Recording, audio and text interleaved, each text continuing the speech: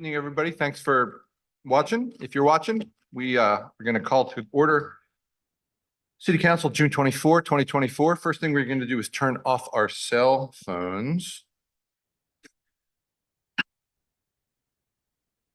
Next, we're going to have we call it a land acknowledgement. We're going to pause to be mindful of the fact that the land where we're working, folks have been living and working for thousands of years, and I don't know what all we should do, but one of my commitments is to keep doing this. So when we quit talking about it, we quit talking about it. Thank you. Pledge of Allegiance. I pledge allegiance to the flag of the United States of America, to the republic for which it stands, one nation, under God, indivisible.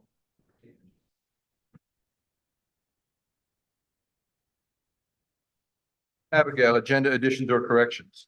Thank you, Mayor. We have no changes to the agenda. However, I want to note that the stormwater item, the consultant is not available until 7 p.m. So it might be that we need to skip ahead and then come back to that. So Great. my apologies. Business from the audience. Jackie, do we have anybody online with their hand up? We do not. Thank you. And we have nobody in the room, so we will move on to presentations.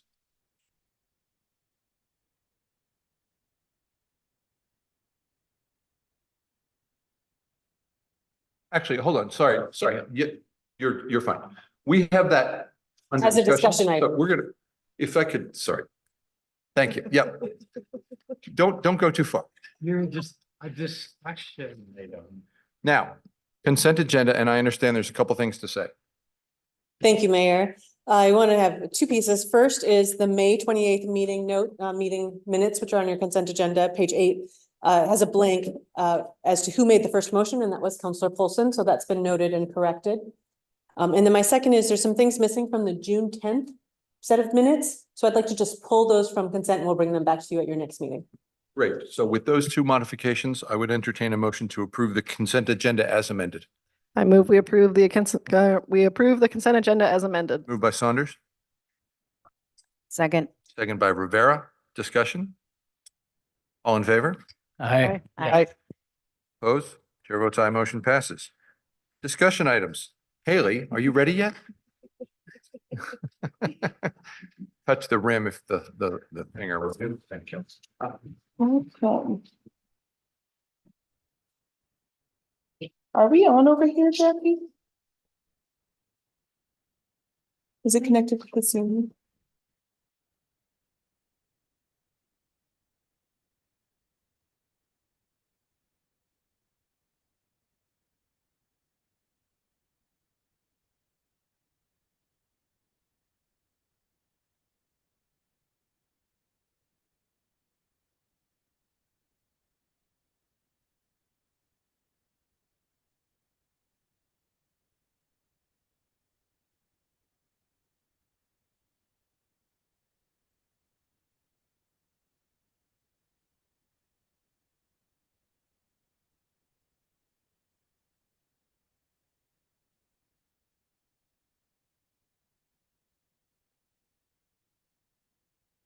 Okay, hello, Mayor and councilors. I am back for my annual energy use and emissions assessment.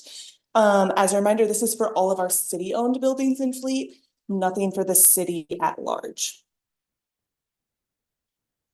So, a little bit of the scope. This assessment falls under the council work plan goal of creating a more environmentally sustainable and resilient community. Under Resolution 2019-16, the city committed to taking steps to reduce municipal greenhouse gas emissions with the goal of reaching net zero emissions by 2035 and to annually review progress to this goal. And that's what we're doing here. The purpose of this assessment is to review annual energy use and associated emissions for city-owned buildings and fleet compared directly to the 2018 baseline and evaluate how future projects and actions may impact the calculated energy use, and we'll go into that a little bit more later, and lead to reduced emissions. Because again, everything is based off of the emissions, not the actual direct energy use. We'll get more into that. This is where we currently are. So from 2018 to 2023, so I do everything within the calendar year. It's not fiscal year, it's January through December. As you can see, we've remained relatively steady with a slight drop over the last couple years. 2020 was COVID year, so that's why there's such a significant decrease there. But you can see that our associated emissions, even though our energy use has remained somewhat steady, have dropped significantly from the 2018 till now. And that is due to a lot of reasons that we will talk about. This is our basic breakdown of sources. As you are probably all aware, the wastewater treatment plant is by far our biggest user of energy in the city, followed by fuel, and then all other buildings. And that all other includes fire and EMS, public works, city hall, the chlorine station, the fire storage, Wilson Reservoir, and the Riverdale Reservoir. So just noting that 78% wastewater treatment plant fuel. So that's where our big focus areas will be. How are we going on our progress to our 2035 net zero emissions goal? So this assessment includes future forecasting to measure assumed progress to the net zero emissions by 2035 goal. All future forecasting is based on the calculated energy use for electricity, natural gas, and fuel. And all of those are calculated source specific. So electricity specific power, kilowatt hours, natural gas therms, and fuel is in gallons for premium gas and diesel. And I convert those all to kilowatt hours so we can actually see a direct comparison. But with that, the calculated energy use is what I use in all of my future forecasting. And that's the standard energy use, which includes climate, equipment efficiency, general upgrades like lighting, as well as degradation from projects that we've already put in. It also includes any lingering COVID impacts and all of the completed projects to date. The proposed projects are separate. And then I take the proposed projects and the offsets, and I take those off of that standardized energy use to get the calculated, which I do all my calculations off of. That's a little messy. Does anyone have any direct questions on that before we move on? Yes. Okay. Proposed project and offset impact. So this is going into the actual impact that's outside of that standardized calculated energy use. So the proposed project and offsets significantly reduce the calculated annual energy use. Total calculated annual energy use establishes the calculated emissions. So the emissions are directly based off of the energy use. And those are what are used to evaluate our progress towards our goal, because our goal is emissions based, not energy use based. The proposed projects included in this analysis are the wastewater treatment plant digester gas mixing, the boiler replacement, wastewater treatment plant solar expansion, and light duty vehicle electrification. The offsets include the Pacific Power Blue Sky program. We currently purchase 169 blocks of renewable energy per month, and each of those blocks is equal to 100 kilowatt hours. And then the dehydro project implementation. That I am counting as an offset, not a project, because we could use what is created from that as a direct offset to our energy use, whereas the other projects are actually reducing our energy use. So that is what this is showing. So the graph on the left is our total calculated energy use. So that includes, again, those proposed offsets and the projects. And then the graph on the right shows what our actual energy use is. So this is where it ties into the actual energy use, calculated energy use, and the emissions based off of the calculated energy use. Just showing that our actual energy use stays relatively consistent. It does go down, but it's the emissions that we're focusing on, and it's the emissions that we're worried about for our net zero goal. So on these two graphs, the blue bars are the same. We just add green and yellow on the right. Correct. And so I don't know if you can see it very well. So the dark green is the dehydro offset. So that's the significant. Light green is the proposed project impact, and the dark blue is the blue sky offset. So just showing the two offsets and then all of the proposed projects that I talked about before. So with that, we can go into our annual emission reduction. Again, the net zero by 2035 goal is emission-based. The calculated emissions are based on forecasted emission factors, which are source specific. So the calculated emissions are the calculated energy use by source. So the therms, kilowatt hours, gallons, and then times an emission factor that's specific to those. Forecasted emission factors for each source, as I mentioned, are based on the current energy landscape and various state and federal clean energy requirements, which changes drastically year over year, especially in the past couple of years. The emission factors specifically for Pacific Power are expected to decrease significantly as increasing amounts of renewable energy are sourced to target 90% clean electricity on the grid by 2035. And they are under mandate to meet that goal. The emission factor for Northwest Natural and Fuel are a little bit more conservative in my forecasting because under their legislative requirements, they are allowed to use offsets and not actually use more renewable energy. Pacific Power is planning on using actual more renewables, whereas the other ones are allowed to use 20% offsets. And so they're not actually sending us cleaner electricity. So I wanted to note that and have that included in the analysis. So that's showing this, that Pacific Power is decreasing significantly. I will note on this that again, to make this graph direct correlation, I did convert all of them to kilowatt hours.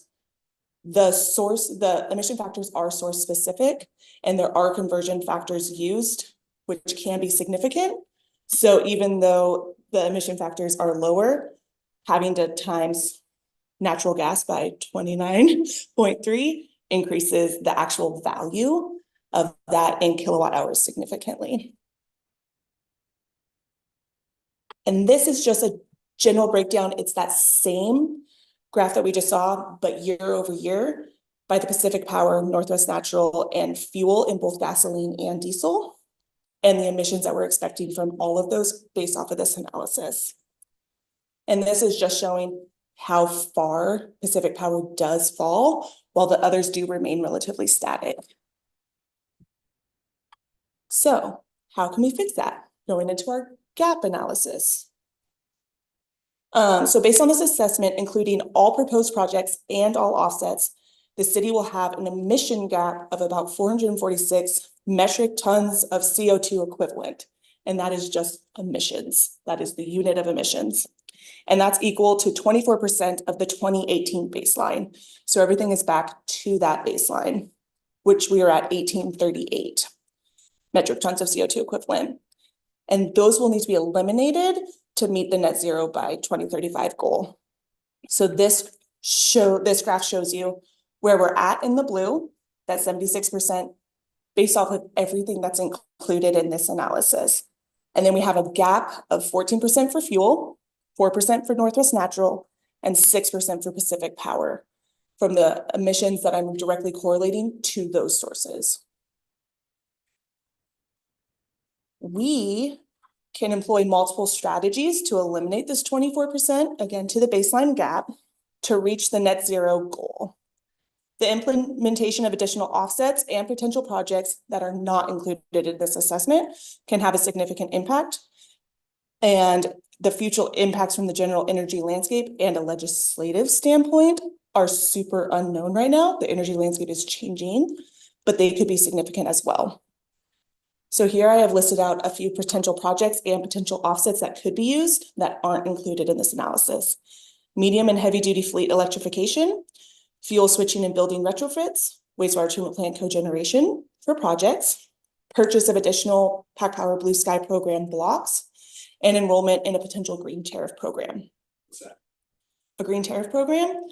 It is basically a utility-driven process that they source renewable energy, and similar to like a blue sky, utility customers can, the way it's written right now, I believe it's opt out.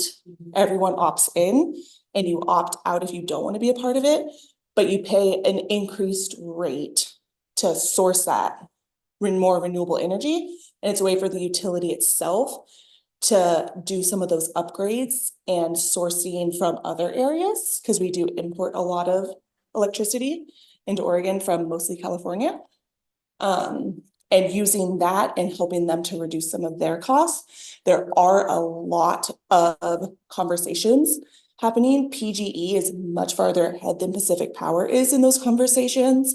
I have been listening into a green tariff working group for the last several months. Right now, PGE does have a draft tariff. Pacific Power is a ways behind.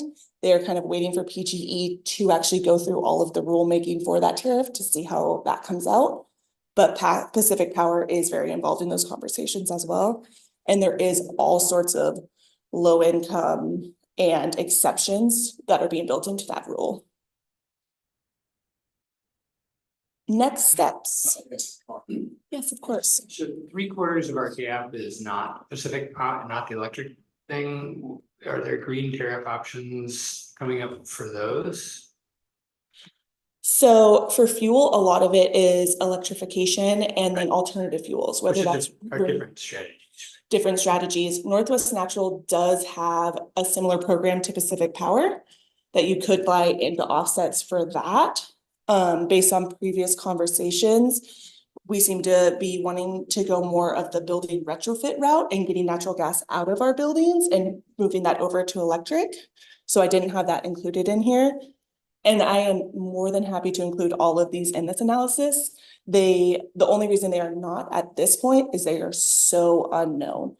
What sort of, again, medium and heavy duty vehicles that would fit our needs are not markedly available at this point. And I don't know what they will look like when they are. It should be over the next 3 to 5 years.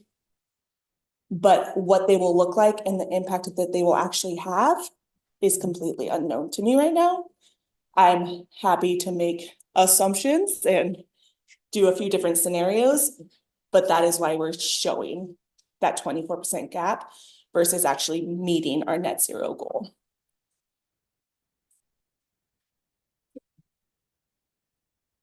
So next steps, evaluate and recommend potential energy saving projects and programs, especially those that would decrease energy use from natural gas and fuel. Update the energy use and emissions assessment annually, review city progress and determine long-term actions needed to meet the net zero by 2035 goal.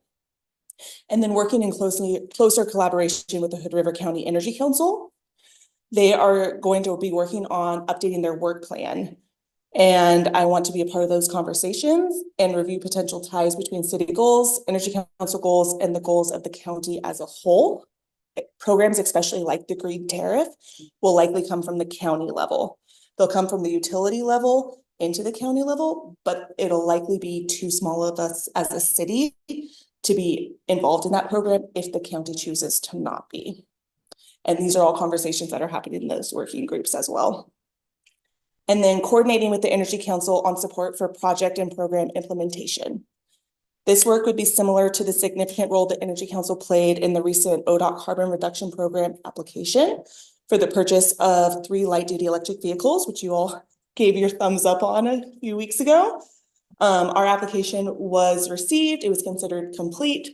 We should hear in the fall, but we have high hopes that we will get those 3 light-duty electric vehicles, and we have 4 light-duty electric vehicles. So it would be a good chunk of that light duty as we're waiting to go into the medium and heavy duty as they become more available. That is what I have. Does anyone have any questions? Yes. Thank you, Haley. As we reduce emissions, can you help us understand?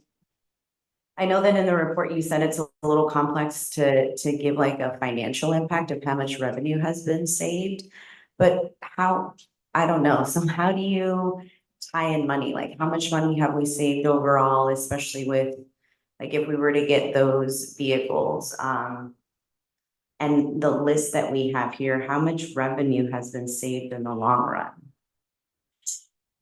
I don't have the exact values. I would say not as much as it would seem because as we're doing projects, rates are increasing. So it's hard to correlate between the two that we saved this much money because the next year it's less and less. And all of our projects to date have been relatively small scale. The solar and North Digester cleaning, doing roofing projects, those are relatively small energy savings. As we go into the larger ones, like the digester gas mixing, if we do, I don't know, dehydro will obviously be a huge help in those. As we get into the larger ones, it becomes much clearer, the revenue, because there's a smaller delta between the revenue saved and the rate increases. Okay. For some of the projects that are on the list that haven't been completed, how are we collaborating with MCED or the Energy Council for any potential grant opportunities that could help fund these initiatives or these projects that are on the list? Yeah, so the Energy Council just actually started a finance subcommittee. So they have 3 subcommittees. The finance is the sub. And I have been involved in those meetings. Right now, we're still in talking stages. The energy coordinator, Lindsay McClure, is tracking a lot of grant opportunities. There are some potentials that we could work in the future with the county. If the county does some sort of partnership, we could go underneath them. There are some that we can't actually apply for. It would have to come through MCED. It would have to come through Energy Trust of Oregon, something like that. There's a lot of talk currently about doing public-private partnerships. A lot of grant opportunities are looking more and more for that in the energy space and beyond. They want to see those partnerships with nonprofits, with things like that. And Lindsay is tracking that very well. We talked about it in the finance subcommittee. And as they update their work plan, they're hoping to prioritize and tie that funding piece in for city projects, county projects, projects in Cascade Locks, at the port, things like that. Thank you. Thanks, Haley. Here a couple times you've kind of mentioned programs or projects that require the county to be involved or the main contact. Like how involved are they in the Energy Council, or how motivated do they seem to be to like really take the leap into that kind of program? I can't speak to that as well. They do come to Energy Council meetings. There are representatives from all 5, but their bandwidth is similar to ours, hence why this carbon reduction program was so helpful. The Energy Council really spearheaded that application. And I've had multiple conversations on that. That's, as a city, what we need, that administrative bandwidth and that assistance from the county level. I don't know what kind of conversations they're having directly with the Energy Council, but they do come to meetings. Awesome, thank you. And I'm aware things can change in the next decade. But if we were to have to pay for offsets for the current gap, do you have any idea of what that would cost per year, or? I don't, I can look it up. Okay. I guess from my end, that would be helpful to know like what what it's worth investing to do something other than an offset. Versus what maybe is not a good investment. Okay. Thank you. Any dangers of some of these large 2025 projects not being completed in 2025, or I know we've got dehydro in here, we talk a lot about that, but like for instance, the solar panel expansion for the wastewater treatment plants, projects on track? As much as it can be. So that project specifically, I've been meeting about quarterly with the Energy Trust of Oregon. They've applied for a grant through FEMA, which is an 18 to 20 month lead time. So they have been conditionally approved, but they haven't actually received any money. If and when they do actually receive that money, they will help us with technical assistance on that project and doing all sorts of feasibility studies. And then after that point, we could actually use an Energy Trust of Oregon incentive program to help offset some of the costs going through that, but they haven't received that funding yet. I've had conversations with them about using the same community renewable that we got for the dehydro through the Oregon Department of Energy, but we've decided from a regional perspective that this would be better with the FEMA, because it is more secure funding than the CREP. They are really starting to try to spread that funding out more and more, and us as a county have actually been pretty successful in that program. So we don't know how much they'll come back to this region going forward. Thank you. In the next steps, you have that we're gonna collaborate with the county to evaluate and I'm making words up, recommend energy saving projects. And I know that what we have in front of us is specific to city buildings, but something I recall in the past, this council having conversations about is how are we pulling our resources to ensure that our community members understand what all of this means? How businesses can benefit from solar panels and whatnot. So I'd hope that that's also in conversations of how do we, a multi-pronged approach to reach businesses and more of the community members, especially folks who are not English speaking, to ensure that they're aware of what does this mean and weatherization. You know, there's a lot of efforts that are taking place now, and for folks to have education on where they can go for weatherization projects, et cetera, et cetera. Thank you. Yeah. And that should hopefully continue on even further with the creation of the website for the Hood River Energy Council. They have been working hard on getting that up, and currently they're trying to find resources that they can link to on that website. That there's some other cities like City of Portland that have really good resources already created. So they're reaching out to those kind of entities, any other, the next door. This is like that. Do you have anything that you want us to include on here on this website page? I was visiting with the Sherman County Commission this week, and in South Wasco on Beethoven Road outside of Maupin, there's a 2 square mile solar project, which is like 1,300 acres. And then a little further out, there's a 3,000 acre project, which is like almost 5 square miles. Like, that's a big solar project. Any like insight at the meetings you go to, like is the solar capacity hockey stick happening, or like any thoughts on that? In Sherman County? Like in our, I guess that specifically? just goes to Pacific Power, perhaps. That's where they're getting their carbon reduction from Pacific Power. But regionally, is there more talk about large scale solar? It's been so much wind in the last 10 years, but now solar really seems to be happening at a different scale locally.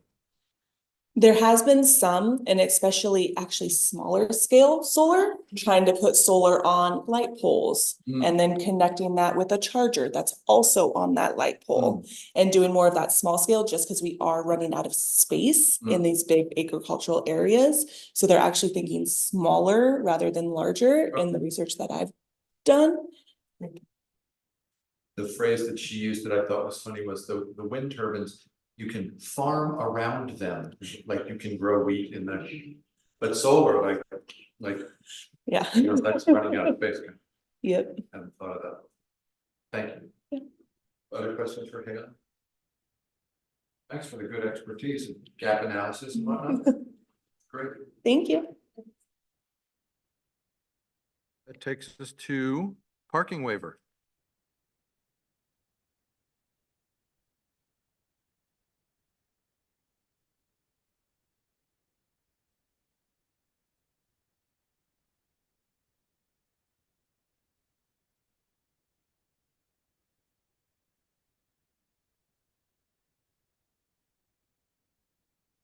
Good evening, Mayor and councilors. Today I have before you guys a potential new initiative, which would be a parking fee waiver program for enrolled Native American tribal members. And this initiative really comes within the greater context of the resolution on racial and social equity passed by the city, as well as racial and social equity being one of the main goals of the city council. And from that, last year we discussed and formed a working group to craft our own land acknowledgement statement. And the two main primary concerns that came out of that discussion were, wanting to make sure there were actionable items, that we weren't just saying words, that we had intent behind them and were completing other activities, as well as working on our relationships with tribal members. And so from that, this idea, Mayor Blackburn put forth this idea of looking at waiving parking fees.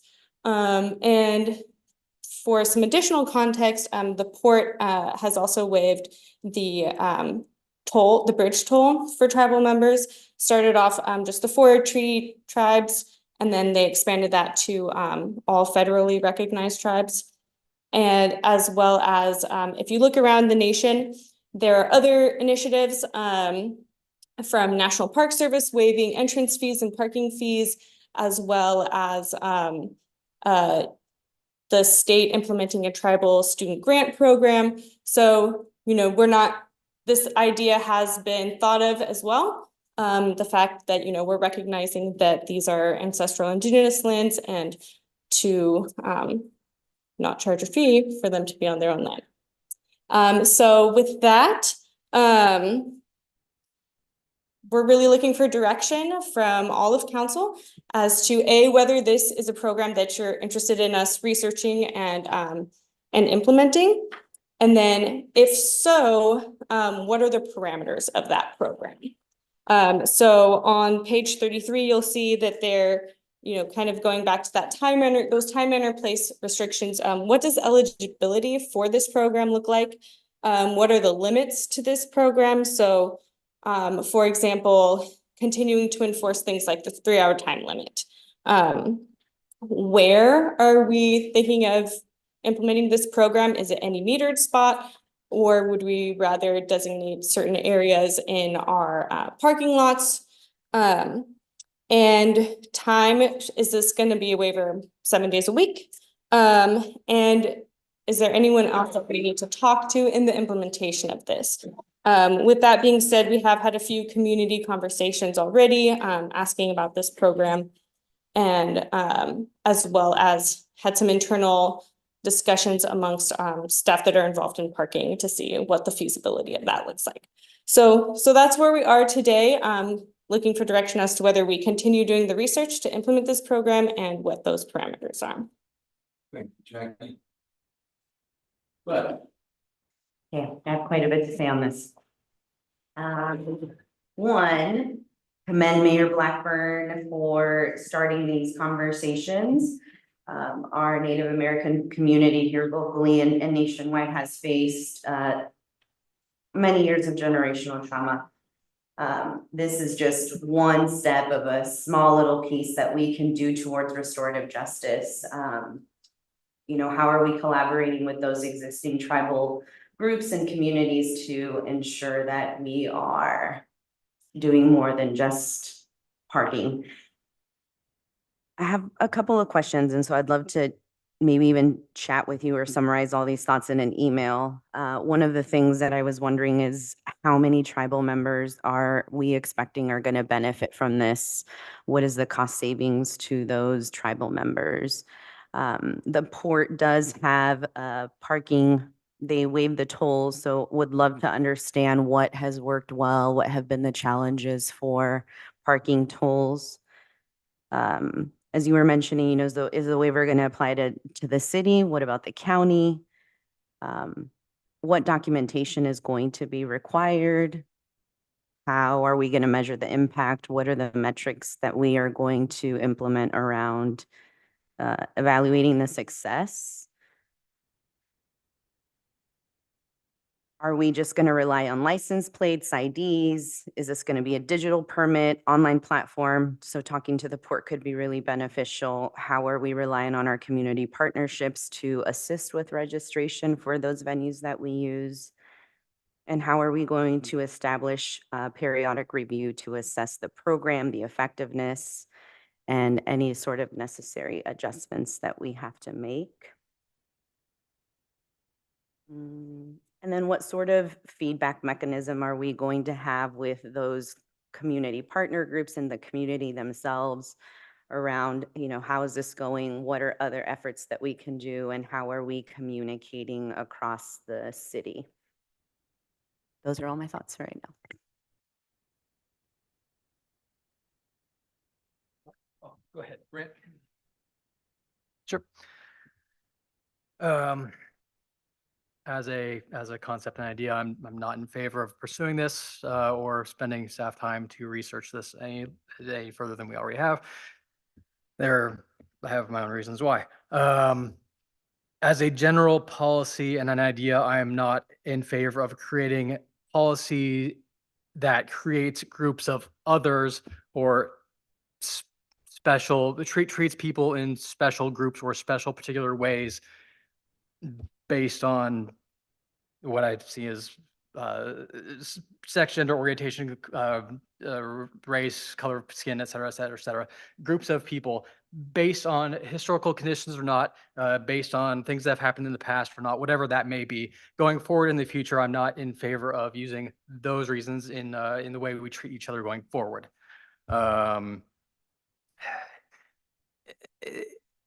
At what point do we also waive, for example, do we also waive parking fees for women due to suffrage? Do we also waive parking fees for Black people due to slavery? Do we also waive everything for any myriad of other reasons?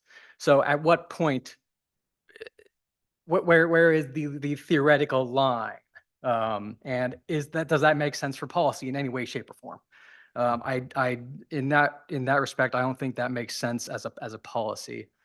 If the goal of this idea is to repair the historical wrong that people Western Europeans did when they came over here and took the land from Native Americans, why would we not propose, say, a more radical idea of turning over the entire land of the city of Hood River and calling the county to turn the land back over to the Native Americans at that point then, if you really wanted to get wild with this and repair the wrong of the past? I mean, if you really want to get serious about it. That's a hypothetical. Nobody has to answer that. So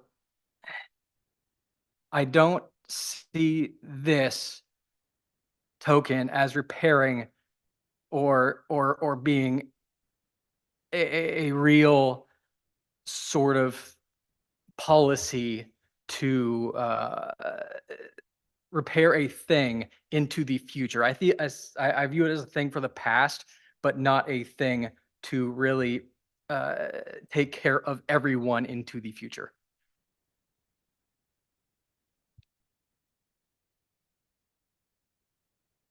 So I like adding some walk to the talk.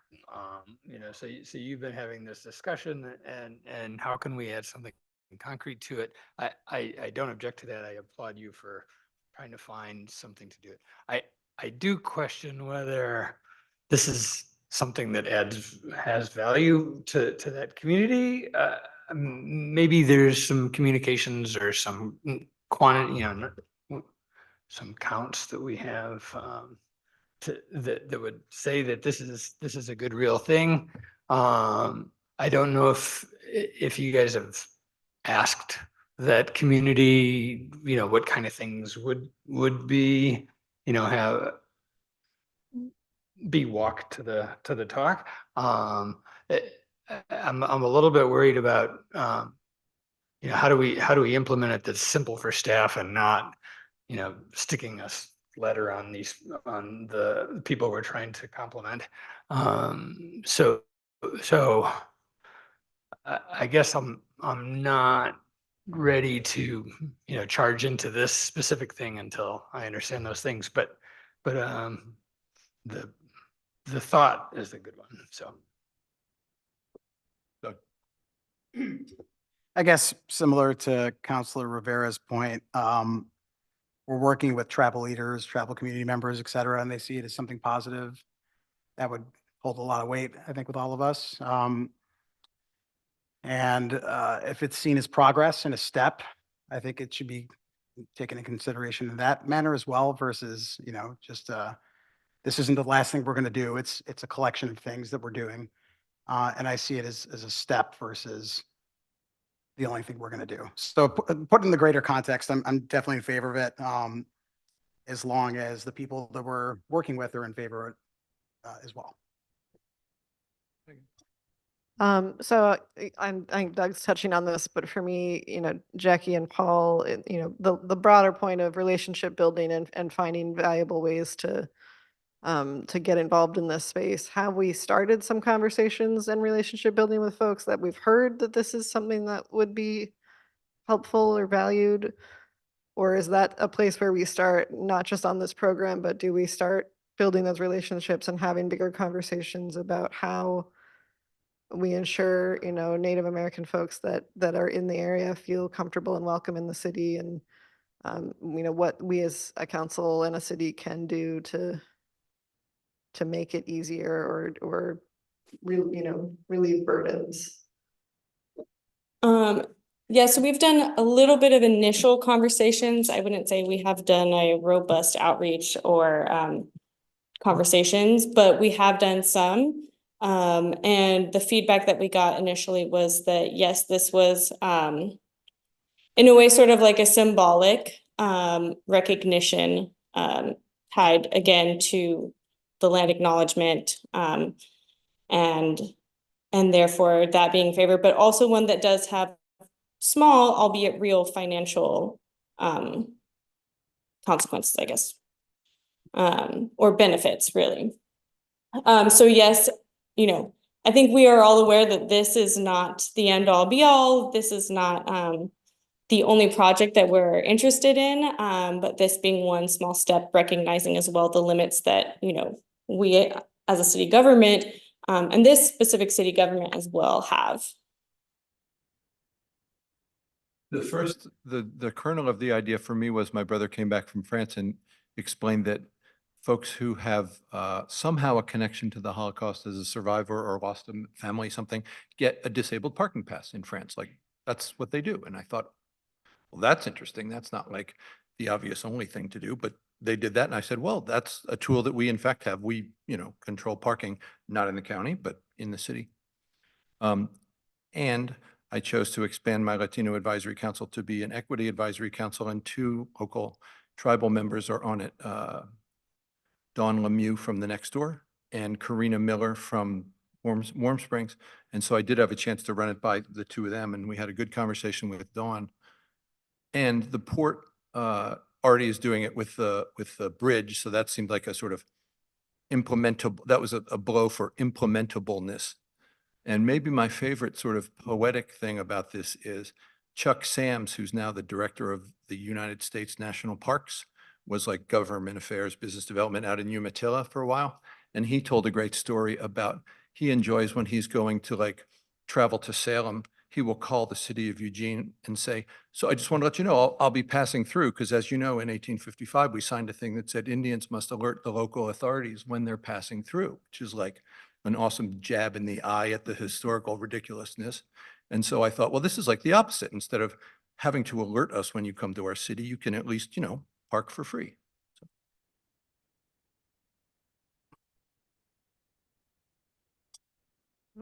Seems like you were good. Okay. Well, thank you both. To some of the specific questions on here, I'm certainly in favor of diving into this more. I do think, yeah, there's the larger conversation. I think, getting input from further folks in our local tribal community seems valuable. So yeah, I'm hoping, and maybe this is the start of some larger relationship building as well.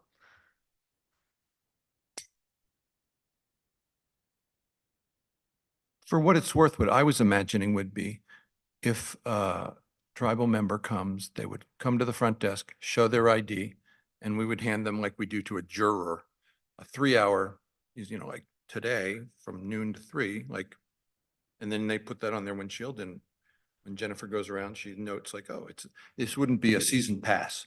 This would be as if you had fed the meter. And so that answers some of the questions. They show their ID, that's how they get it. It's, per visit, it's not like forever. I thought the idea of putting this privilege only in a lot sounded like terribly similar to like a reservation, and that feels bad to me. But that's kind of the scope and scale I was mentioning. Yeah, certainly that's, I mean, if you're looking for direction, things like that would be, I think that's where you're going to if we want to continue this. What would be easy for everybody, both staff and participating members of this program, what would be the least burdensome sort of way to do this without boiling the ocean? And I'll just say that, some of the other things that you're looking for direction on personally, I feel like agree with Mayor Blackburn, like location would be anywhere. Time, I think it would be whatever's easiest, so if it is easier to do something like you're parking for the day versus you're parking all the time or whatever, just whatever's easy is what I'm most interested in, because then people will use the program.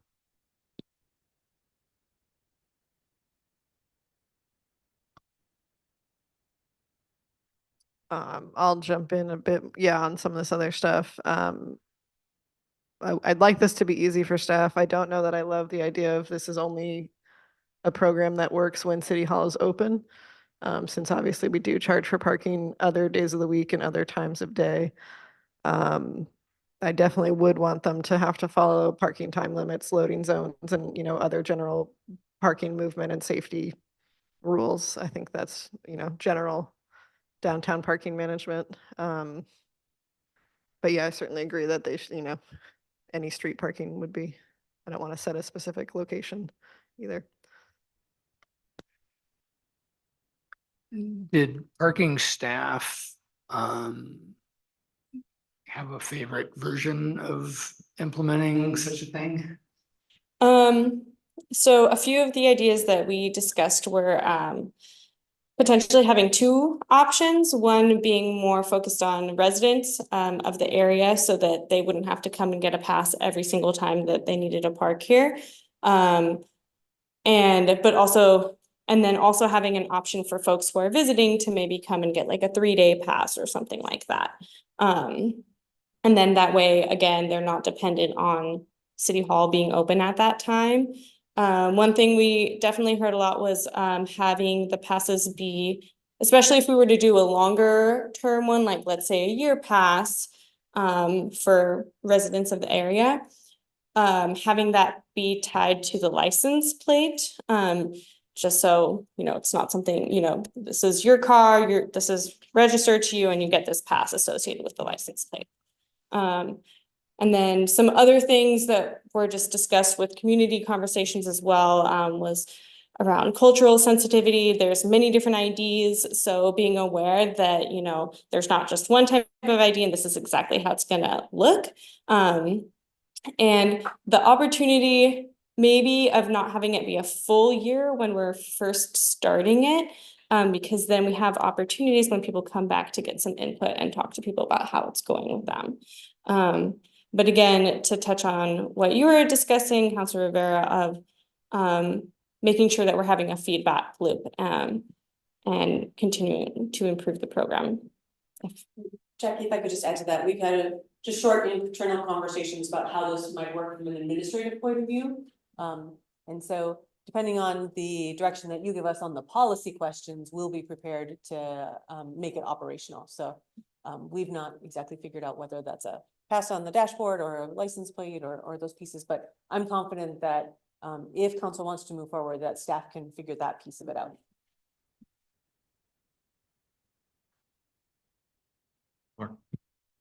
So it feels like there's a majority up here that likes the idea.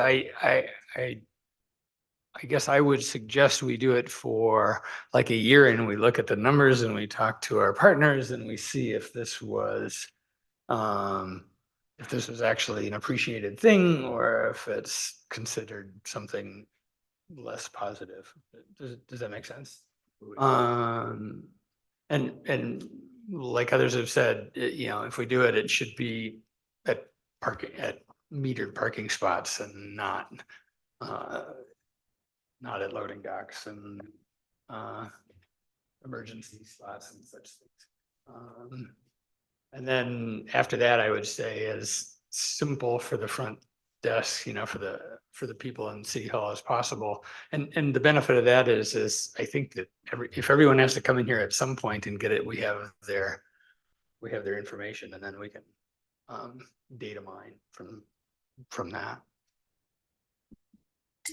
I would also encourage us to reach out to CritFit. Their executive director is Asia Dekaru, and they're responsible for the Fort Treaty tribes that are here locally, and hear their thoughts. Mayor Blackburn mentioned that there are folks on Native American individuals on his advisory committee, but that we also reach out to other Native specific, like Nichiwana Housing as well, and hear what they have to say around these efforts. I'm not sure if that's taken place or if we've heard from those two agencies. I emailed Asia because she was on the cover of the alumni magazine of the college I attended, which she it turns out also attended. So I'm hoping to connect with her. That would be pretty cool. She has not got back yet, but I didn't ask her about parking. I just asked her about Dartmouth. So we'll see. That's great. And Councilor Rivera, if I may just speak to that, we have not done any official real outreach. There's been those kind of internal conversations and some casual conversations. So I appreciate you suggesting some folks with whom we might connect. I would also say I think Visit Hood River probably needs to be on that list because we're talking about downtown parking, which is very invested. So if you have other thoughts on outreach, otherwise Jackie and I can work on that, but we'd welcome your suggestions. Yeah, I think just reaching out to the communities that are impacted by our policies to see if this is something that they believe is, on a variety of levels. I know you've already heard from a couple, but just expanding that outreach so that if we are creating a policy, that it is a policy that is wanted by the community as opposed to, the good intentions of this council. It feels nice to me if this is something that the equity committee is spearheading and it's staff minimalized versus what I just interpreted from Gladys is it's a Abigail project and it has its life outside of that. So I would hope that it would be a equity committee with her knowledge and using staff as minimally needed to implement. So I'm a little betwixt and between about what Abigail said that, I mean, if my vote would be tribal members park free in Hood River. That's the policy. Like you guys work it out, but I'm not hearing that you're ready for that level of like, you need more detail than that, it sounds like. I think, yes, I think that you've given us answers to the questions that we had in there. The one question I had was, are there other groups that should be consulted? And so I think that would be the one piece that. And I completely agree with Grant. This does not make me like jump out of the chair woohoo because it's such a pittance. But what else am I going to do? So.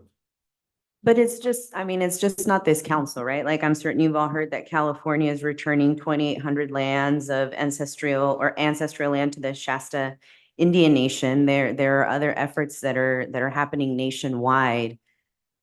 That example isn't happening here, but this is one thing that we could do for restorative justice and that we should continue engaging. Are there other things? Because we do have to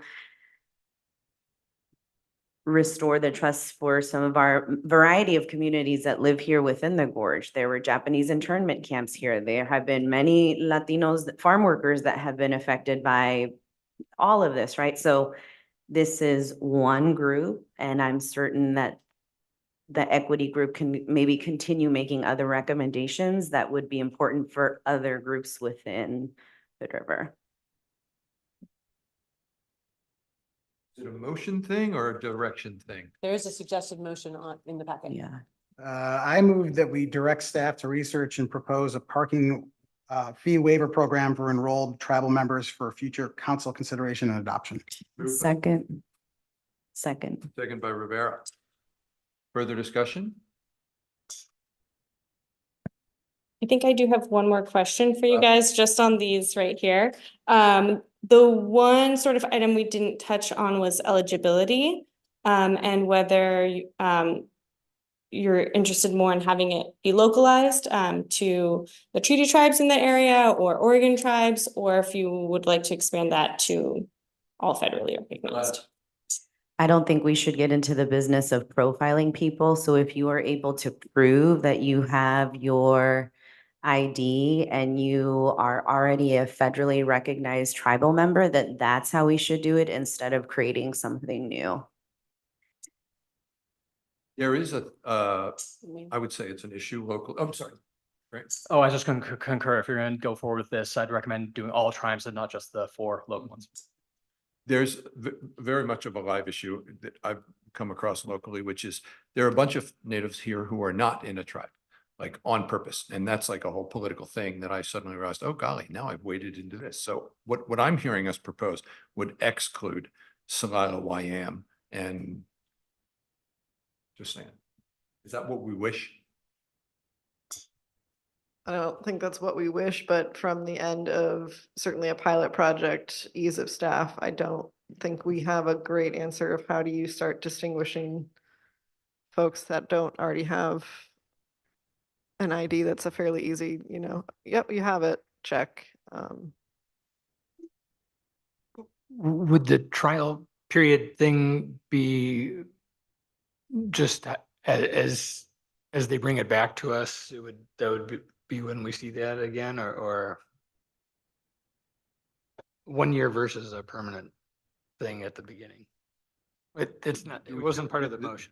Did the motion capture any kind of a check back in? I'm not sure that. No, I think the Listen. motion is just directing them to do Go further research, research and, yeah. And then come back. You want us to, we've had some informal conversations. Do you want us to formalize this, give you, and some I'm direction? hip to that, yeah. The motion stands. Jackie, did you get a chance to say all the, any other discussion on this? All in favor? Aye. Opposed? Nope. Councilor Polson registers nope. Chair votes aye, motion passes. Thank you, Jackie.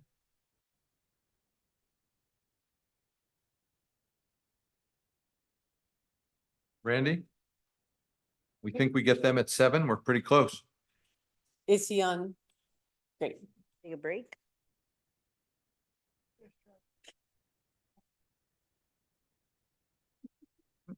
No break. Carry on. No, I was kidding.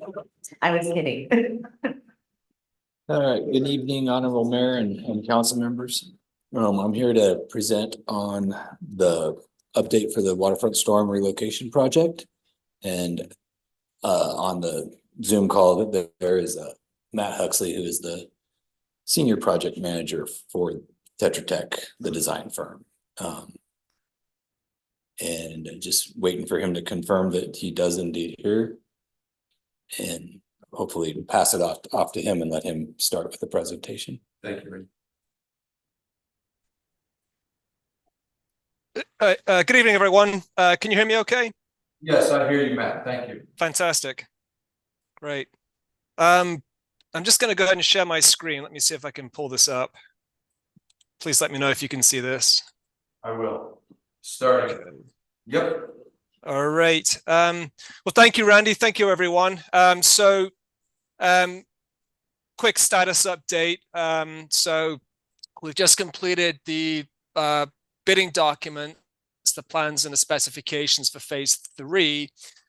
Phase 3 includes the construction of all of the treatment facilities in the downtown area. So that includes about 16 or so vegetated planters, and then the addition of some biopod vaults downtown. So I believe the last time we presented on this, I think we presented an estimated construction cost estimate. This would have been back in, I think, January timeframe. At that time, the design was not complete, but we presented an estimated construction cost of about 1.6 million. Now we're looking at an estimated construction cost of about 2.5 million. And this table here essentially gives a summary for why the construction cost is so much different. And basically it boils down to 2 things really. One is the addition of several items to the design, And the second reason is some updates to some of the unit cost items for the 100 or so individual components that go into this project. So I'll talk about that last element first, and that's the unit costs. Like when we put the previous cost estimate together, we hadn't bid and awarded phase 2. So when we bid phase 2, we had actual bid prices for some of the unit costs, things like curb and sidewalk, treatment vaults. So what we like to do is update the cost estimates with actual bid prices. So that caused the costs of some of these items, the cost estimate for some of these items to increase somewhat. I'll also point out that some of those items actually decreased in cost as well. And then the second reason is the addition of these quantities here that you can see on this table. And I'll talk through these in a minute. So the first item up here is an irrigation system. So Randy and I and other city staff talked about this, and we just discussed it, and we considered this to be a prudent addition to the project. Previously, the intent was that we would hand water all of these new planters. Given that Hood River is a difficult climate for the establishment of plants, we think it's a much better option to add irrigation systems for the new planters.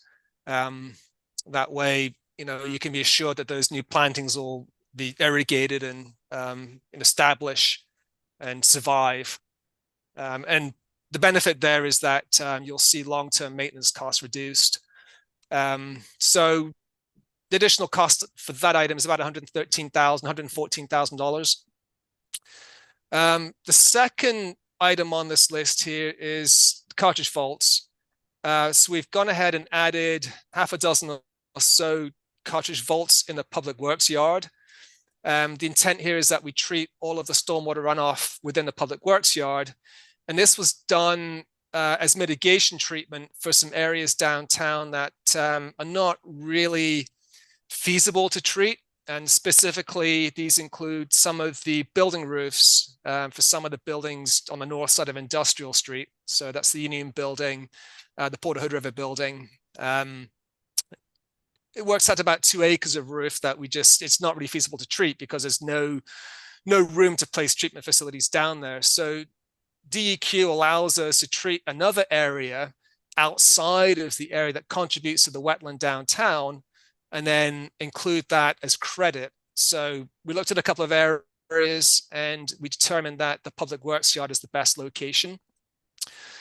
We did look at vegetated treatment for the public works yard and found that it's not viable to do that. And the constraint there is the existing storm system is just too shallow to make a vegetated system work. So essentially, our only option for treatment is the half a dozen or so cartridge vaults. And you'll see the cost for those vaults is about $54,000. The third item on this list includes some additional biopods that we've had to add on Industrial Street. The previous cost estimate, again, as I mentioned before, was based on a design that wasn't complete. From that point to this point now, at design completion, we found that we've had to add some treatment facilities on Industrial Street to pick up most of the runoff on that street. Again, we did look at doing some in-street planters.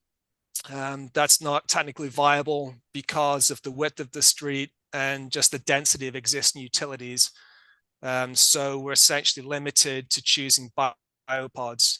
We could also use cartridge vaults, but again, biopods do provide a vegetated treatment function, which is preferable to cartridge vaults. So the total cost of those additional biopods is around $207,000. And then all of the other items on here are in relation to the addition of the biopods and cartridge vaults. That includes some stormwater piping to get from the vaults and the biopods to connect to the existing storm system. So once that water is treated, it's got to go back into the storm system. Some additional storm manholes, again, to make those connections. And then you see here additional connections line item that's making those physical connections for the piping to the existing storm collection system. And then restoration, that's some roadway restoration. Most of these new biopods are going to be in the street because that's the only place we can put them. So there's going to be some pavement restoration associated with that. And then some sidewalk and there's some curb restoration in addition to that. And then finally, mobilization and demobilization. You can see there's an additional 81,540 for that item. And that's just a simple percentage of the total construction cost. So because the other items on this list here cause the construction cost to increase, that causes a comparable increase in the cost of the mobilization and demobilization. So that essentially accounts for the difference in the cost estimate, about $875,000 total. So we recognize that's a significant increase. Obviously, we don't want to see increases in the construction costs, but we do need to meet DEQ's treatment requirements and goals for the project. And then lastly, I just want to point out that these are estimates, and we've intentionally been conservative with our estimates. And the reason for that is that we really don't want to estimate low.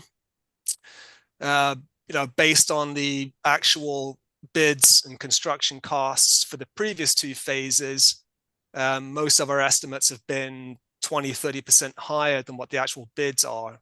So that's the intent here, is that the bids will be significantly lower than what our estimate is. So that's kind of a summation. I don't know, Randy, is there anything I missed you'd like to add, or anything else I should pick up on here? Not as far as the overall, maybe a description of how it changed. I think where there are questions, or the progression of how we got here. I think I've had questions from council about that. Right. So essentially, the key point here is that the previous cost estimate was based on a design that wasn't complete. So that included the roof areas that we have to treat for. That's the reason for the cartridge faults on the public works yard, and then the biopods and industrial street.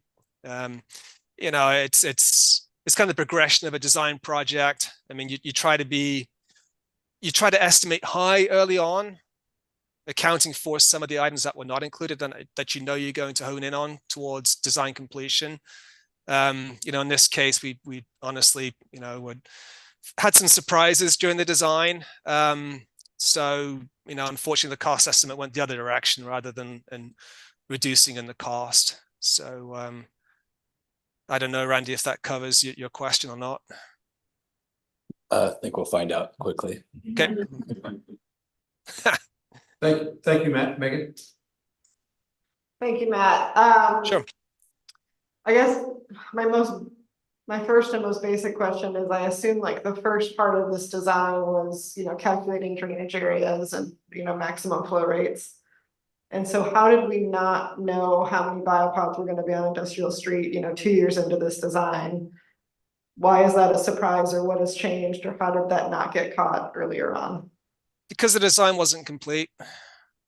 The previous design had, I think, 3 biopods in there on sites that were not workable, property that we couldn't acquire. So if we'd been able to acquire that, or acquire the easements of that property, then, we could have done this with 3 biopods, but that was predicated on being able to use, Port of Hood River property for one of the biopods. And then I believe the Union Building property for another biopod. And then, as the designs progress, we found that we can't use those properties. The Union Building properties, there's just not enough room to place a biopod there. And then on the Port of Hood River property, they were not willing to grant an easement. So that means, we found that we had to work within the city's right of way. And given that Industrial Street's so narrow, we had to look at several of these biopods instead of, we ended up with, I think, 8 as opposed to 3 initially. So, the original concept, like I said, was predicated on acquiring easements from those property owners. But as we got into design and design progressed, we found that we couldn't secure those easements. So that point in time, we had to look at what we could do within the right of way on Industrial Street. One of those, I suppose, makes sense to me. Not getting an easement from the port for the Big Seven building. However, the other, there's no room by the Union building, as far as I could tell. Yeah. I'm down there quite a bit myself. How is that not caught? There never could have been an easement there, you know, is what it sounds like. So, you know, yeah. Well, there was, yeah. Well, let me just clarify that. I mean, there's a little bit of room kind of right up down the northwest corner. It's just not enough room to treat that whole area. And then you'd have to make some modifications to the walls. You know, you got those retaining walls there on the north side of Industrial Street. And then you got to connect the stormwater piping from Industrial Street down to the treatment facility at the foot of those walls. So you could do it. I mean, yes, you could treat that water, but you'd have to make a lot of modifications to those existing walls, which would be a significant cost. So, I mean, some of these things we knew about, but you can't really come up with a detailed cost estimate until you've progressed that design, you know, a certain extent. So, you know, initially, you know, we come up with some assumed costs for those retaining walls. But then the further the design progressed, we realized, okay, well, actually, it's going to take a lot more to get a pipe through those walls and to a treatment facility on the you know, Union building property. And there was also we were looking at that site for a pump station at one point in time as well. And at one time, that I think was the priority, at least briefly. And then I know that priority has since shifted to different sites. So yes, you could still get a biopod down there, and that would save on the cost of several biopods, but then you're looking at some significant alterations to those retaining walls, which would be a lot more expensive. And also very difficult to build. I mean, you have a very, very steep storm pipe and deep storm pipe, you know, from Industrial Street down to the foot of the hill. I don't know if that answers the question or not, or sufficiently answers it for you. So I'm striving to be not too glib here, but I'm extremely disappointed about this. What I just got was a somewhat detailed description of why you guys got it so wrong. And that's not what I want. And it's over 50% more than it was going to be. Like, why do I have any faith at all in this one? Now, I'm not an engineer, but Doug? Yeah, no, and I'm wondering the same, like, how does this compare to other projects of this magnitude? Is it difficult to say because every place is different? But I agree with the mayor that it seems that, you know, that some of this to the layperson, perhaps because we aren't engineers, seems like a significant cost increase. Is this the sort of cost increase we should be expecting? Are we wrong about that? Is this within the standard deviation? And if to me, it doesn't seem so, but convince me otherwise, I suppose.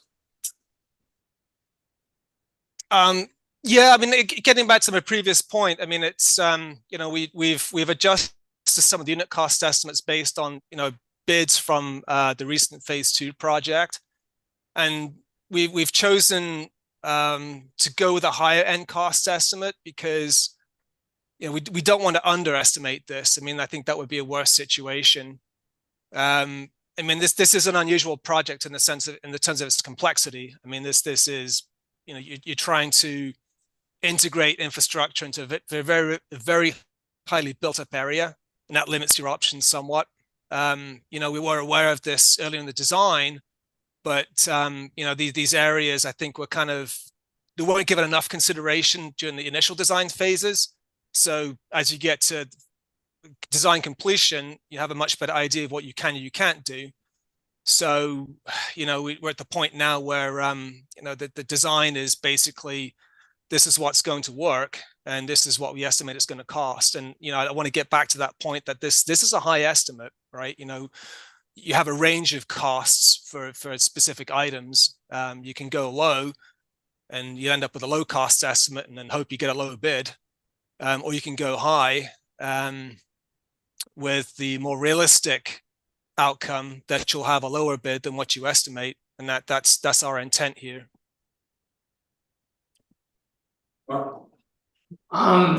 Randy, do we own the complete design now? Is that a city-owned binder?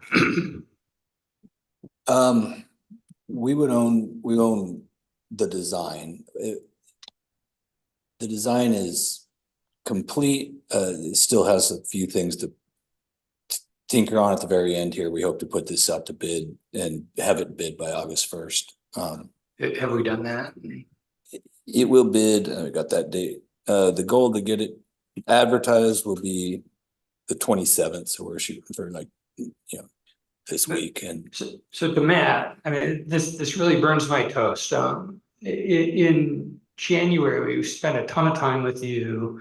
And you explained how you had to simplify from the goal design with 57 different things down to 40, if I remember the numbers right.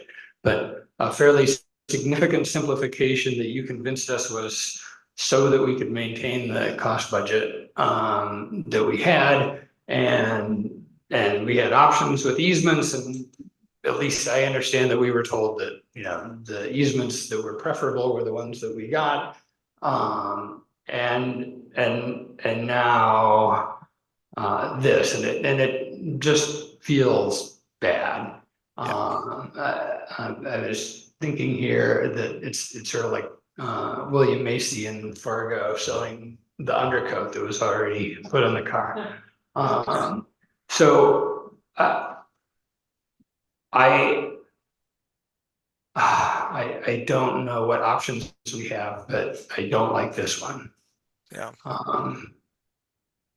And I guess I will talk to staff and my fellow counselors about re-examining what our options are, given this. Sorry, I'm still stuck on details, although I agree with Mark. Why was the port not willing to give an easement? I mean, ultimately, I think this entire $11 million project is a little bit their fault. And they can't play ball at all. Why? Can we not eminent domain that? Like, I don't think Max gonna answer this. Thank you, Counselor, for the question. Early on, I remember the port being cranky about any kind of easement because I think they think that soon the Big 7 building will be at end of life, and they may someday wish to tear that building down and put something new, and they wanted to maximize the ability to use that space. Now, I've not been part of the conversation recently, so I don't know if that was the final reason or if negotiations failed, but that was the reason they gave us a year and a half ago. And no, Matt, if you have more detail on the port negotiations? I don't, only that I was essentially steered away from it as being unworkable. I don't have a lot of input on that. It started. We also just wanted to add, I know we were looking at the property that's owned by the railroad. There's like an islanded property between the port's property and the Union building. Potentially acquiring it from the railroad as a site either for a stormwater plant or for the new pump station. But I don't know that those negotiations proceeded. Based on this conversation, I'm thinking this might have been as our previous city engineer retired, that there was something lost in the communication or that something got dropped. Okay, yeah, I mean, I apologize that we're all learning that now. that's fair. It's frustrating to hear. Maybe we knew this answer was a no a year and a half ago, and yet, 6 months ago or whatever, to Mark's point, we were planning around and not this.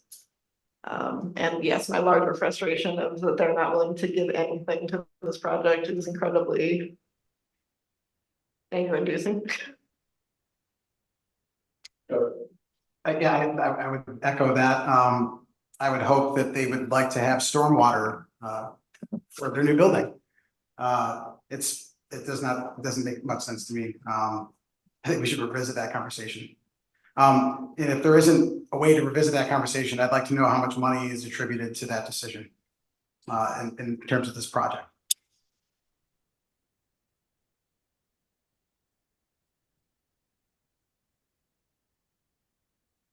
I'm sorry, was that a question for me? It's probably not a question we can answer right now, but it would be interesting to understand if we did have that easement, if Oh, $774,000 or $871,000. gotcha. Understood. Right. Yep. Okay. Yeah, we can look at that cost. Yeah. Abigail, can you help me understand the range of options we have to act tonight? Tonight is just a discussion to bring you up to date on where we were with the idea that we were going up to bid. So I think you had some questions that we can answer. I mean, that we can try to come back with answers. I heard Councilor Daniel say he's interested in looking at different options, but we weren't looking for a particular action from council tonight. One other question. I mean, so the staff report mentions we're now in 5 phases instead of the original 3, I think it was. Have the next phases beyond downtown also had massive cost increases? What are those looking like? I mean, like the total cost seems like it has grown 3 million since the last time we saw that, like, which is more than we've seen on this chart right here, and just feels again completely unsustainable. Can we touch on that, or do you guys know, or am I remembering numbers wrong? Yeah, I'm looking to see if Haley provided the fiscal impact numbers here, so I'm hoping that she might have a more complete explanation of the project as a whole. so, yeah, go ahead. I was just gonna say, Matt had provided me with the estimates for phase 4 and 5. And I can let him share those, but those weren't complete estimates, so we were gonna discuss some of that with you tonight too. That there were some. They still need to be updated as well. So they're likely increasing? Yeah. So, yeah. So with that, so these estimates came in today. The estimates that you see for that 11.7 million do include significant increases to the next phases based off of the current phase and the significant increase that occurred there. Should be hopefully conservative, but I don't know that that's true. So the 11.7 is already much higher than, just looking down at Randy's notes here, than what Matt had provided. He was at 9.2. So we have almost 2 million more that I have added into our estimates going forward based off of what has happened in phase 3.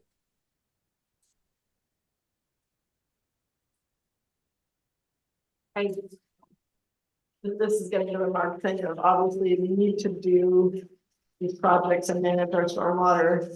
And also this is a crazy amount of money to be spending on one chunk of town. And, you know, same as the ODOT things, these costs just keep growing so much, it's hard to wrap your head around, like. Can we build the copper version, like what? Or how do we do cost savings or like not have it be this astronomical? What are our options going forward?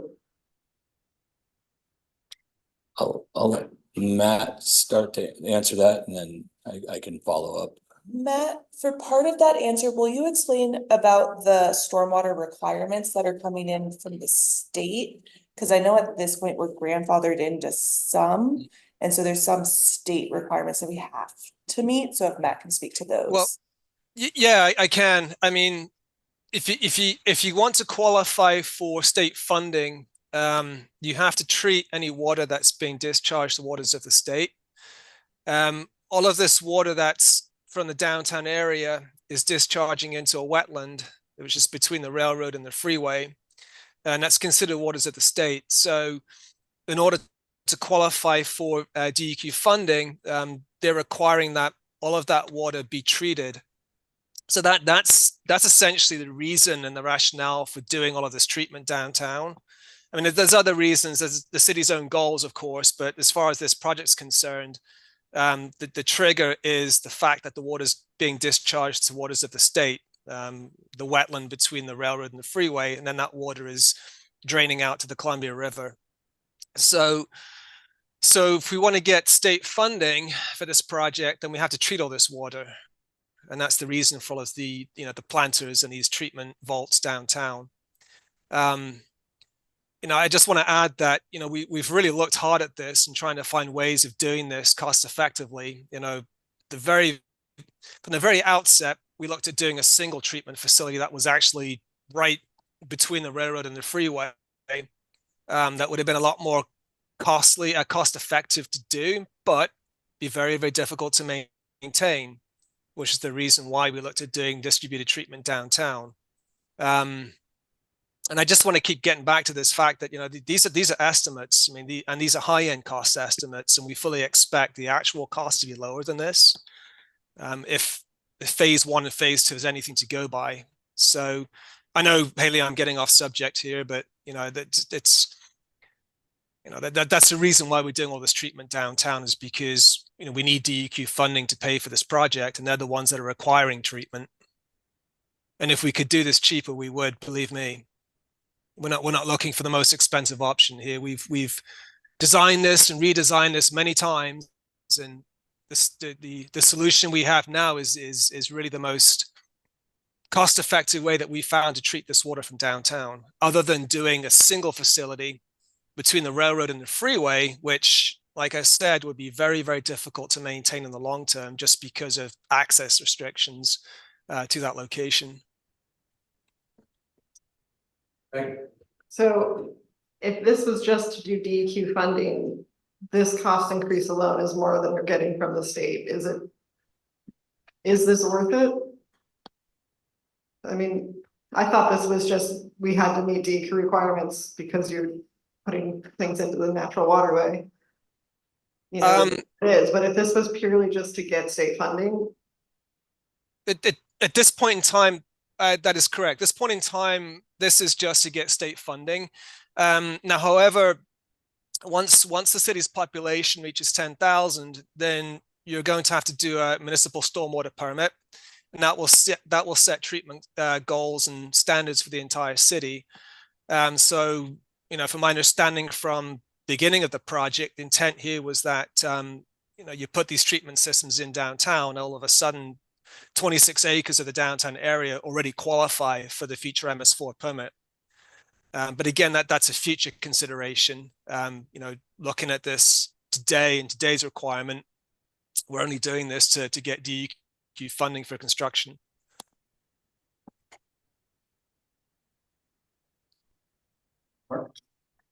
So when Wade presented the difference between the distributed system and the system in, the single filtration system in between the freeway and the railroad,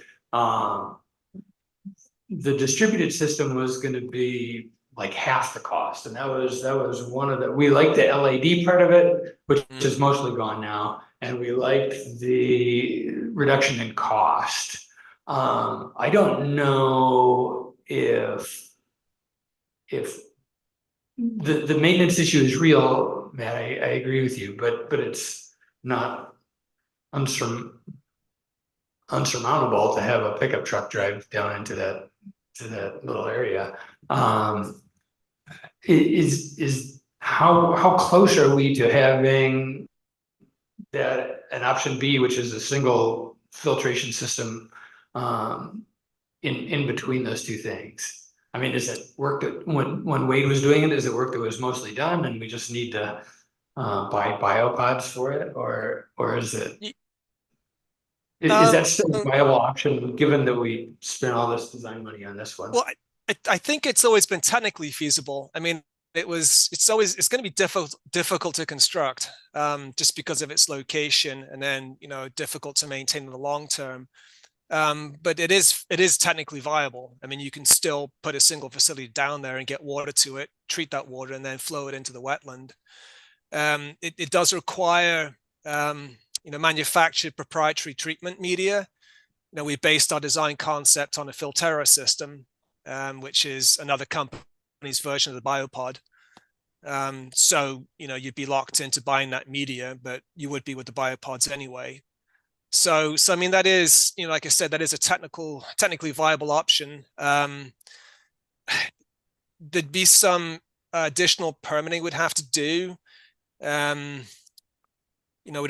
have to look at the impacts to the DEQ permit. So we'd have to run that by them. And we're right on the threshold for the permitting requirements for the work in the wetland area. You know, we're going to have to get access down there anyway to construct a channel between the east end of the wetland and the swale at the east end. But that would be done with a temporary roadway versus a single treatment facility. You'd have to have a permanent roadway in there, which should be considered a different type of surface. So we'd probably have to update our DEQ permit. There wouldn't really be a cost impact, but there'd be a time constraint. But certainly doable. Right. Can you elaborate what you mean by it being more difficult to maintain a single site? It's just the access constraints. You know, there's only one way you can access it, and that's from the west end of the wetland. There's a little access road down there now that goes underneath the freeway bridges. So that's the only way you can get in and out. Because of the limited space, you can only get a small vehicle down there. You know, maybe a pickup truck size vehicle. You wouldn't have to get down there very frequently, maybe say twice a year to inspect it, but then maybe once every 10 years, you'd have to replace that treatment media, which means digging it out, hauling it out, and then bringing new media back in. So you'd be looking at, you know, many trips of the pickup truck. So it'll be offline for a couple of weeks, if not longer. So, you know, you can access it, but it's not easy access. And at that time, you know, we felt that that was too much of a constraint.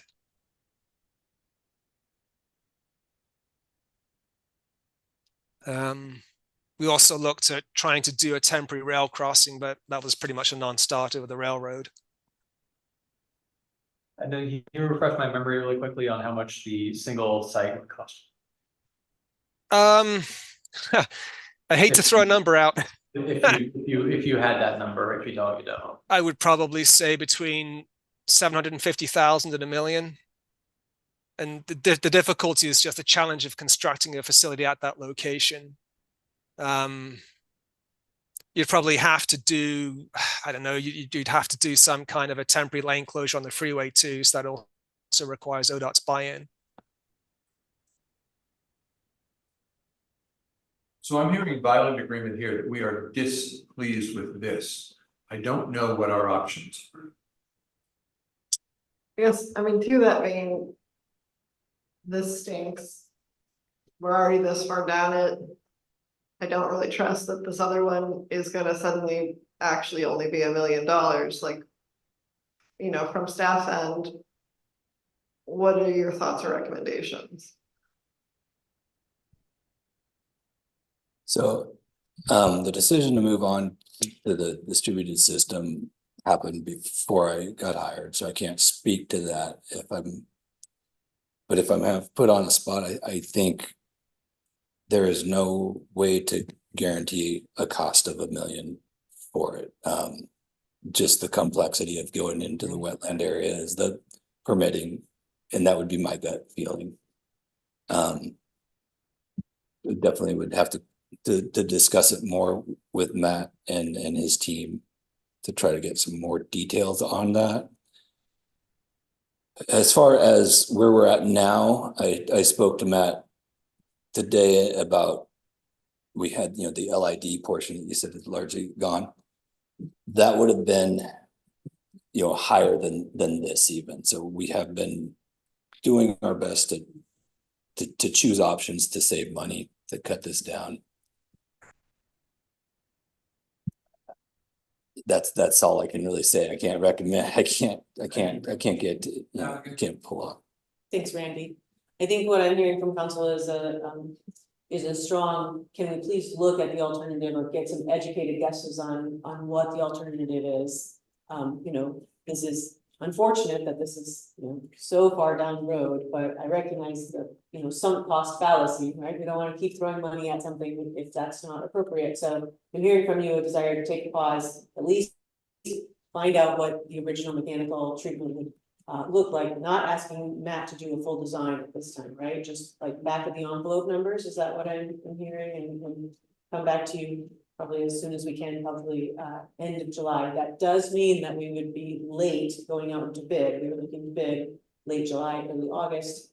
I don't know what that might mean for construction schedule, but also escalate costs. So I just want you to be really aware that we can take a pause, but I don't know what the numbers might look like the next time we see them. But we certainly want to educate you as to what the options could be. There is one more factor in all of this, because the sites for that's the single treatments, they are our sites. We don't have a single site picked for the elevated sewer as well. I mean, that is in very early stages, hard to see where that's gonna go throughout the design as well. Just something to consider, that there's limited sites available for the pump station down there. So, and the port property and the Big Seven Union Building, they're both viable sites for the pump station as well. Something to consider, not. Thank you both. You know, in the vein of, I don't want to delay this if we don't have to. Is there, like, can we get whatever you can get for the next meeting? And come back to it, because it sounds like that would still work with the current timeline. I think it would bump our advertisement date back, say a week. If it's a week, yes, that won't be an issue. We can adjust that.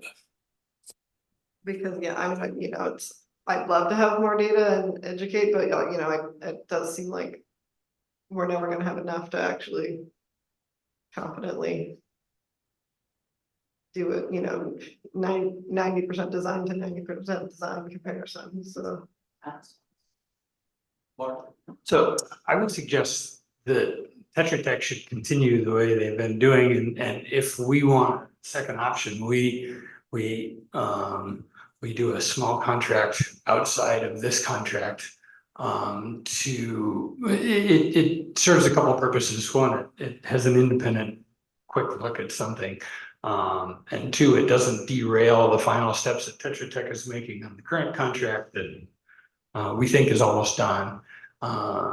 And then we could quickly have an A/B, hopefully, and understanding that maybe the most likely one is to continue with this, but I sure would like the look of a B, look at a B. Right. I agree with Councilor Zandler that we should move forward with these two things in parallel and not hold up this bid process, you know, as planned, but also in light of what's coming down the pipe, apparently. Not intended. Not intended. Have a plan B. To the point of a plan B, can we not do some of that in-house? I'd hate to spend even more money on design than we're already, I mean. Yeah, I'm thinking, I'm hoping. Something on the order of 10 engineering hours or something like that. I don't know if that's possible, but I think that asking, it's not come up with a complete design, so we have a plan B. It's you know, going to another qualified engineer and asking for a very short contract to see if there's even if a plan B is the $1 million realistic? Is it not realistic? I'll talk to the public works director about what our options might be. You might remember that our city engineer's last day is tomorrow, so I'm not sure what our bandwidth is in-house for something like that. But we do have engineers on contract for smaller projects, so, and I mean, maybe it's something that Randy, now he's got his 2 stoplights done, maybe he's got tons. But I'll talk to Adam about how best to do a quick study that we can take back to you. So I'm hearing a couple of councilors heading that way. Yep. Yeah, that's it. for clarification, are we going into a holding pattern to bid this? Because once we start the bid process, we're pretty committed to moving forward. So, Thank you. I mean, we can do it. We can postpone for 2 weeks or something. I was gonna ask, how committed are we really when we go to bid? If it's within a percentage of the estimate if a bid comes in, it's within a percentage, you are obligated to take it. Then I guess I recommend it, if we can get someone that can do it within some weeks, then we hold up, we push that by a week. If we do the investigation and there's no viable way to do a plan, then we proceed. That's sort of my gut. A timeline thing, but to your point of once we go to bid, if someone's within a percentage, we have to accept it. Is that like we say current estimate is 2.5 million, you're 10% over that, we still have to pay it? Say that one more time, if the current estimate is You mentioned something about once you're at bid, if someone is within a percentage of that bid, we have to move forward. Yes, and I have to dig into the rules on that a little deeper. I believe it's off of the engineer's estimate and within, I believe it is within 10%. Like if it's up, please don't quote me on the actual numbers. I will dig in, but if it's above a certain percentage, then it can fall outside the budget. Okay. Well, yeah, I'm connecting all these dots of if Matt's saying, oh, ours tend to be 20 to 30% higher than the actual bid, but let's say a bunch of people don't bid and they bid over, like, and we just have to move forward. Like, I don't love blowing our budget even more. Like, we're at 2.5, you're saying if somebody bid 2.7, we have to say yes. Under this scenario, yes, that would be under 10%. percentage, yes. Okay. That's a separate thing I don't love, but time wise, I don't know how realistic this is. If we can get an answer for the next, or something for the next meeting, that seems like it doesn't delay things too much, but I don't want to do another, 2-month or 6-month design process. Or delay this for another year, given everything. So All right, what else on this topic do we need to do? All right, thanks, everybody. Thank you, Matt. Thank you. City recorder, you got anything, Jackie? Abigail. Yes, thank you, Mayor. Couple of quick things. I mentioned the city engineers, last day is tomorrow. So we're starting improvement for city engineer fairly soon. And then also just stop sharing. And then I think we're also still recruiting for a police officer. I understand that Senator Wyden has an open house on Wednesday this week. I didn't get notice of that. I didn't know if any of you have received an invitation or were aware of that, but it's here, 10 o'clock at the high school on Wednesday morning, is my understanding. Yeah. So. I received notice when she asked me to MC and I was like, I had heard about it on the radio. I was like, this is kind of late. And then I couldn't do it. So it happened very sort of sporadically. Yeah. So I want you all to be aware of that. So Senator Wyden will be in the county that day. And the Dallas too, by the way. Doing both counties that week.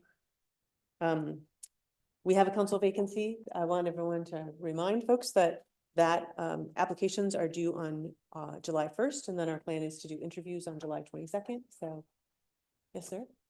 I was just wondering if you could tell us how many applications we received. I think according to the city recorder last week, we had received one completed application. That person had been verified as being eligible, is a registered voter and has lived in Hood River for at least 12 months. So please let folks know. Talk it up.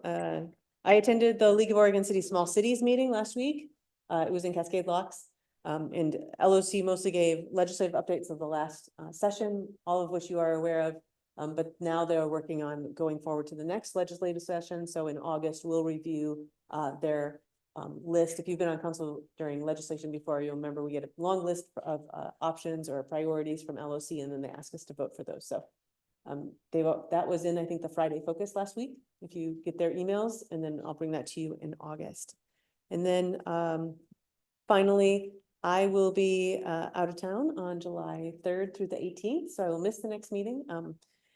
Chris Longinetti, our finance director, will be in charge while I'm away. That's it. Thank you. Thank you, Abigail. Committee reports. Doug? Yeah, I think since the last time we reported, Mark, there was a visit Hood River. I'll defer that to Mark because he was in person and I was online. So yeah, that's the only committee that I've attended.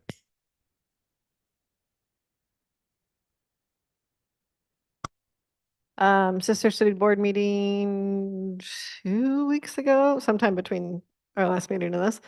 Mostly they're getting ready for, there's some high schoolers visiting Saruta in August. Mayor Paul is joining. And then very initial starting to plan for an in-person Taste of Saruta event again. I think the first time since the pandemic. So look for that coming ahead. I attended the Visit Hood River meeting. Two things of note. One is they were feeling better about TRT. Someone who seeing it firsthand might invite Grant to add to it if he wants to. So yeah, sort of shoulder shrugs about what was going on before that, but there was tones of optimism. And then the other thing is they are going to send they're working on a draft letter acknowledging the city plan that Chris presented to us a while ago to incent developments as long as there's a public use and where additional the growth TRD funds would basically be used as incentive to get that project done. And so they're writing a another draft of a letter approving agreeing with it. They don't get to approve it, but and I think that might have been the high points. Thank you. Gladys? We'll meet for MCAC on Thursday, and as of today, I was appointed by Governor Kotek for the Regional Solutions Advisory Committee. Yeah. Thank you for your additional service there. That's it Congrats. for me. That's cool. Grant? Nope, no committees, nothing like that. Regarding lodging specifically in the industry, this is more my opinion than anything else. Generally, what I'm seeing is a bifurcation of demand in the industry as a whole. You see, it's a very weird split of it's a very bipolar demand market right now.